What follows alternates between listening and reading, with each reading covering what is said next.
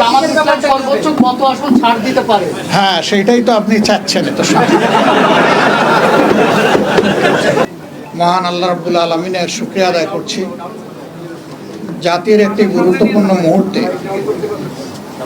জাতীয় জীবনের একটি কঠিন বাঁকে বাংলাদেশ যখন এসে দাঁড়িয়েছে, সেই সময় প্রিয় বাংলাদেশকে সামনের দিকে এগিয়ে নিয়ে যাওয়ার জন্য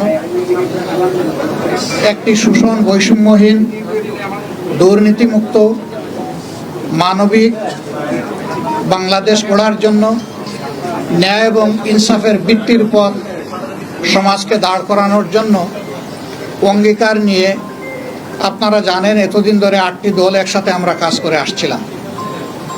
এই দলগুলোর সকলেই এখানে উপস্থিত আছেন, প্রতিনিধিরা। তার সাথে আলহামদুলিল্লাহ আজকে আরও 2টি দল আমাদের সাথে সম্পৃক্ত হয়েছেন। জনাব কর্নেল অলি আহমদ বিক্রমের এবং এনসিপি একটু আগে আমাদের সাথে তাদের বৈঠকটা সমাপ্ত হয়েছে।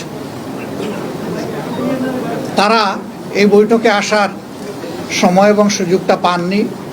তাছাড়াও দলীয় পরিসরে তারা একটা মিটিং করে আজকে রাত্রেই আমাদেরকে তারা জানিয়েছেন যে তাদের এখানে সম্পৃক্ততার ব্যাপারটা তারা আপনাদেরকে পরিষ্কার জানিয়ে দিবেন ইনশাআল্লাহ। তাদের আহ্বায়ক নাহিদ ইসলাম সরাসরি কথা বলেছেন আমাদের সকলের সাথে, আমরা উপস্থিত ছিলাম, এবং তিনি তাদের সিদ্ধান্ত আমাদেরকে অবহিত করেছেন।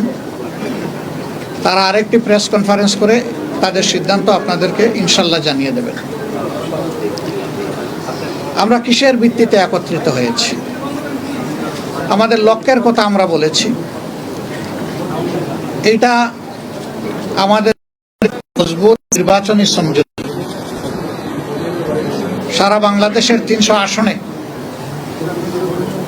আমরা বসে নিজেদের মধ্যে আলাপ আলোচনার মধ্য দিয়ে বিভিন্ন আসন আমাদের মধ্যে আমরা নির্ধারণ করেছি। যেহেতু 2টা দল একেবারে শেষ পর্যায়ে এসে আমাদের সাথে তারা মিলিত হয়েছেন, আরও অনেকগুলা দল তারা আগ্রহী ছিলেন, বাট এই প্রক্রিয়ায় এই মুহূর্তে এখানে সম্পৃক্ত করা আমাদের জন্য খুবই দুরূহ হয়ে গেছে। অনেকের আগ্রহ থাকা সত্ত্বেও আমরা সেভাবে তাদেরকে সম্পৃক্ত করতে পারছি না। আমরা তাদের কাছে দুঃখ প্রকাশ করছি, কিন্তু জাতীয় জীবনে ইনশাল্লাহ আমরা তাদের সাথে একসাথে কাজ করব এই জাতিকে গড়ার জন্য ইনশাআল্লাহ। আমাদের আসন সমঝোতা অলমোস্ট কমপ্লিট। সামান্য একটু বিষয় যেগুলো রয়েছে, আমরা আশা করছি এইটা নমিনেশন ফাইল করার পরপরই আমরা সেটাও ইনশাল্লাহ আলাপ আলোচনার ভিত্তিতে সুন্দরভাবেই সমাধান করতে পারবো। আপনারা দোয়া করবেন, এই ক্ষেত্রে কোনো সমস্যা হবে না। এই ব্যাপারে আমরা খুবই আস্থাশীল। সাংবাদিক বন্ধুগণ, আপনারা জাতির বিবেক এবং মিডিয়া জাতির দর্পণ। আমরা কোন পর্যায়ে চলে গিয়েছিলাম আমরা সবাই জানি। আল্লাহ তাআলার বিশেষ মেহেরবানি 24-এর গণবিপ্লবের মধ্য দিয়ে, গণ আন্দোলন, গণ অভ্যুত্থান, যেভাবে বলুন, তার মধ্য দিয়ে কার্যত এই জাতি স্বস্তির নিঃশ্বাস ফেলেছে এবং নতুন করে একটা আজাদির আশা অন্তরে পোষণ করছে।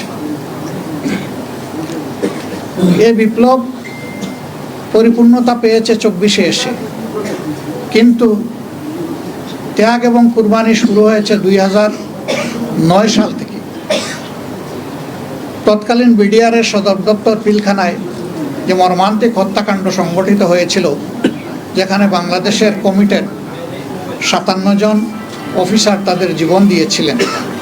এরপরই একের পর এক বিভিন্ন দল, আলেম ওলামা, সিভিল সোসাইটি, সাংবাদিক সমাজ, এক কথা নাই, সকলের উপরেই নির্যাতন নিপীড়ন গিয়েছে। এখন জাতি একটা দীর্ঘস্থায়ী মুক্তির দিকে আগাতে চায়, শান্তির দিকে আগাতে চায়, একটা সুশৃঙ্খল জাতি হিসাবে আত্মপ্রকাশ করতে চায়। এবং আমাদের যুব সমাজের যে প্রত্যাশা, যেটার জন্য বুক চিতিয়ে তারা লড়াই করেছিল, জীবন দিয়েছিল, তাদের প্রত্যাশা পূরণ এখন আমাদের দায়িত্ব। আমরা আজকে মহান রবের দরবারে সেই সমস্ত আল্লাহর বান্দাদের জন্য দোয়া করছি যারা জুলুমের হাত থেকে দেশকে বের করে আনার জন্য লড়াই করে জীবন দিয়ে দুনিয়া থেকে বিদায় নিয়েছেন, আল্লাহ তাদেরকে ক্ষমা করুন, তাদের উপর রহম করুন, আল্লাহ তাদেরকে শহীদ হিসাবে কবুল করুন। আর যারা লড়াই করতে গিয়ে আহত বঙ্গুত্ব বরণ করেছেন, তাদের প্রতি আমাদের গভীর শ্রদ্ধা এবং সমবেদনা। আল্লাহ তাআলা তাদেরকেও সুস্থতার নিয়ামত দান করুন। এত মানুষের লড়াই, সংগ্রাম, আত্মত্যাগ এর মধ্য দিয়ে আজকে জাতি যে জায়গায় এসে উপনীত হয়েছে, ঠিক 1.5 মাসের চাইতেও কম সময় আমাদের হাতে রয়েছে জাতীয় নির্বাচন অনুষ্ঠানের। আমরা অঙ্গীকারবদ্ধ এই নির্বাচনকে সুষ্ঠু করতে, গ্রহণযোগ্য করতে আমাদের পক্ষ থেকে আমরা সর্বাত্মক সহযোগিতা করব এবং আমরা চাই নির্বাচনের যে তারিখ ঘোষণা হয়েছে তার কোনো হেরফের না হয়ে এই তারিখেই নির্বাচনটা অনুষ্ঠিত হোক। আপনাদেরও সহযোগিতা এই ব্যাপারে খুবই প্রয়োজন। আমরা আশা করছি সরকার একটা সুষ্ঠু নির্বাচনের জন্য তাদের যে করণীয়, নির্বাচন কমিশন এবং সরকার সেই দায়িত্ব তারা পালন করবেন। এখনো তাদের অনেক কাজ বাকি রয়ে গিয়েছে, এখনো সমতল মাঠ তৈরি হয়নি সকলের জন্য। সেই মাঠ তৈরির কাজটা হচ্ছে সরকার এবং নির্বাচন কমিশনের। তারা যে কোনো ধরনের লোভ লালসা, ভয়ভীতি এবং কারো প্রতি কোনো ধরনের আনুকূল্যের ঊর্ধ্বে উঠে তারা তাদের দায়িত্ব পালন করবেন। সাংবিধানিক নৈতিক দায়িত্ব এটা আমরা এবং জাতি তাদের কাছে প্রত্যাশা করে। এর যে কোনো ধরনের ব্যতিক্রম এই জাতি মানবে না, কারণ এই ব্যতিক্রমটাই তো আমাদের জীবন থেকে অনেকগুলো বছর কেড়ে নিয়েছে। 3টা নির্বাচনে এই যে এখানে যারা উপস্থিত, আমি বিশ্বাস করি অধিকাংশই আপনারা কোনো ভোটই দিতে পারেন না। আমরা তো জীবনে 2-4 বার ভোট দেওয়ার সুযোগ পেয়েছি, আপনারা পানই নাই। এইভাবে আমাদের ভোটের অধিকার হরণ করে নেওয়া হয়েছিল। আগামীতে আমরা ওই ধরনের কোনো প্রক্রিয়া কেউ করতে গেলে কোনো অবস্থায় আমরা এটা বরদাস্ত করব না। আপনাদের ভোটের জন্য, সকলের ভোটের জন্য আমাদের লড়াই হবে একেবারে ইস্পাত কঠিন। এই ঐক্য জাতীয় ঐক্য হবে। আপনাদের সাথে মিলেমিশে, এই জেনারেশনের সাথে মিলেমিশেই আমরা একটা সুষ্ঠু নির্বাচন আদায় করতে চাই ইনশাআল্লাহ। আপনাদের সহযোগিতা এবং দোয়া, আপনারা বরাবর সহযোগিতা করেছেন। আমাদের ডাকে আজকে সাড়া দিয়ে এখানে এসেছেন। খুব কম সময়ে আপনারা দাওয়াত পেয়ে রেসপন্স করেছেন। আমরা এই জন্যে গভীর কৃতজ্ঞতা জ্ঞাপন করছি, আপনাদেরকে ধন্যবাদ জ্ঞাপন করছি এবং ইনশাআল্লাহ আপনাদের সাথে সময় সময় আমাদের এই যে সমঝোতা, এটাকে ঠিক ওই অর্থে জোট বলুন আর না বলুন, আমরা কিন্তু জোটের চাইতে আরও মজবুত, আরও ঐক্যবদ্ধ। এটা নিয়ে আমরা আগাবো। আপনাদের সহযোগিতা আমাদের সাথে থাকবে, জাতীয় স্বার্থে, দেশের স্বার্থে, মানুষের স্বার্থে, মানবতার স্বার্থে, দিনের স্বার্থে। সবাইকে ধন্যবাদ। সবাই ভালো থাকবেন। আল্লাহ তাআলা সবাইকে ভালো রাখুন। জানবেন, ডিটেইলসটা জানবেন। আমি বলছি অল্প একটু আমাদের বাকি আছে, আমরা অতি সত্বর আপনাদেরকে তা স্পষ্ট করে দেবো ইনশাআল্লাহ।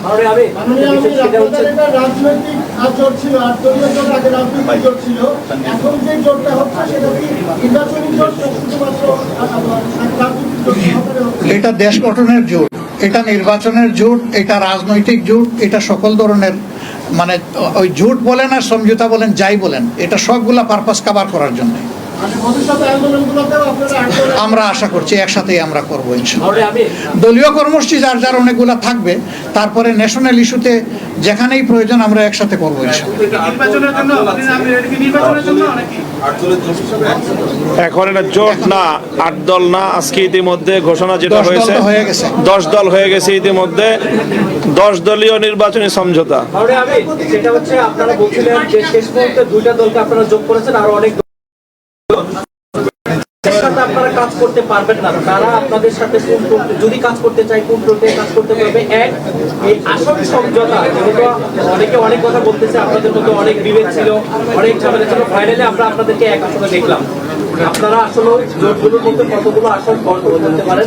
আগামী নির্বাচনে আপনারা ক্ষমতায় আসবেন, এই কতটুকু নিশ্চয়তা আছে? এখানে কোনো একক দল কোনো আসন বন্টন করবে না। আমরা যেখানে যার ন্যায্যতা তার ভিত্তিতেই আমরা আলহামদুলিল্লাহ আসনগুলো হাতে তুলে দিব। সবাই সবাইকে তুলে দেবে। এখানে নির্দিষ্ট কোনো দল কাউকে তুলে দিচ্ছে না। আরো তো একদিন সময় আছে। এখন নতুন করে যদি কোনো দল আসতে চায়, আমরা আরো কয়েকটি দলের নাম শুনেছি, তাদেরকে আপনাকে অ্যাকসেপ্ট করবেন কি করবেন না? আমরা সবাইকেই কবুল করব, কিন্তু এই সময় অ্যাকোমোডেট করাটা আমাদের জন্য কঠিন হয়ে যাবে। তারপরেও বিশেষ কোনো বিষয় থাকলে আমরা আমাদের মধ্যে আলোচনা করব প্রয়োজনে।